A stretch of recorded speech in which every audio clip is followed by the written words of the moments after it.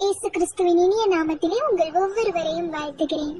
காலேஜ்ல ஒரு ப்ரொஃபசர் ஒரு நாள் திருமணத்தை பத்தி பேசிட்டு இருந்தாரு. அப்ப ஒரு மாணவனை பார்த்து, உனக்கு எந்த மாதிரியான மனைவி வரணும்னு ஆசைப்படுறேன்னு கேட்டாரு. உடனே அந்த மாணவன் கொஞ்சம் கூட தயங்காம, எனக்கு நிலா போல பொண்ணு வேணும்னு சொன்னான். உடனே ப்ரொஃபசர், அப்படின்னா நிலா போல சாந்தமான பொண்ணு வேணும்னு ஆசைப்படுறியான்னு கேட்டாரு. உடனே, ஐயோ அப்படிலாம் இல்ல சார்னு சொன்னான்.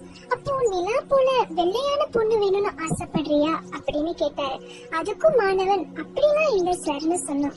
உடனே ப்ரொஃபசர் மாணவனை பார்த்து, அப்போ எப்படிதான் இருக்கணும்னு ஆசைப்படுற அப்படின்னு கேட்டாரு.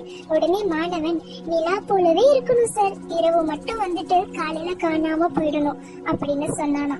இதை கேட்கிற உங்களுக்கு அந்த மாணவன் மேல கோவம் வருதா? யோசிச்சு பாருங்க. இன்னைக்கு நம்மள பல பேர் இப்படிப்பட்ட உறவை தான் கடவுளோட வச்சிருக்கோம். நம்ம தேவைக்கு மாத்திரம் அவரை பயன்படுத்துறோம். பிரச்சனைகள் வரும்போது மாத்திரம் உபவாசம் இருக்கிறோம், 4 மணி ஜெபம் பண்ணுறோம், ஸ்தோத்திர பலி சொல்லுறோம், துதிக்கிறோம். மத்த நேரத்துல என்னப்பா பைபிள் படிச்சியா, பிரேயர் பண்ணியான்னு கேட்டா யோசிச்சுட்டு பண்ணணும்னு தான் நினைக்கிறேன், ஆனா என்ன பண்ண பிஸியா இருக்கு, டைமே இல்லைன்னு சொல்லுறோம். 24 மணி நேரத்தை கொடுத்து நம்மள கண்ணீர் மணி போல பாக்குற நம்ம கடவுளுக்கு 1 மணி நேரத்தை நாம கொடுக்க யோசிக்கிறோம். ஆனா வேதத்துல தாவீதை பார்க்கும்போது ஒரு இஸ்ரவேல் தேசத்தை ஆட்சி செஞ்ச ஒரு பெரிய ராஜான்னு பாக்குறோம். அப்படின்னா அவருக்கு எவ்வளவு வேலை இருந்திருக்கும்ல. நிச்சயமா ஒரு பிஸி மேனா தான் அவர் இருந்திருப்பாரு. ஆனா வேதம் சொல்லுது அவர் ஒரு நாளைக்கு 3 வேளை ஜெபிப்பாருன்னு. எங்கன்னு பாக்குறீங்களா? சங்கீதம் 55:17 தாவீதே சொல்றாரு, அந்தி சந்தி மத்தியான வேளைகளிலும் நான் தியானம் பண்ணி முறையிடுவேன், அவர் என் சத்தத்தை கேட்டார். கடவுள் எல்லா நேரத்திலும் நம் சத்தத்தை கேட்கிறவரா இருக்கிறார். ஆனா நாம தான் நேரம் எடுத்து ஜெபிக்க வேண்டும். நீங்க எப்படிப்பட்டவங்களா இருக்கீங்க?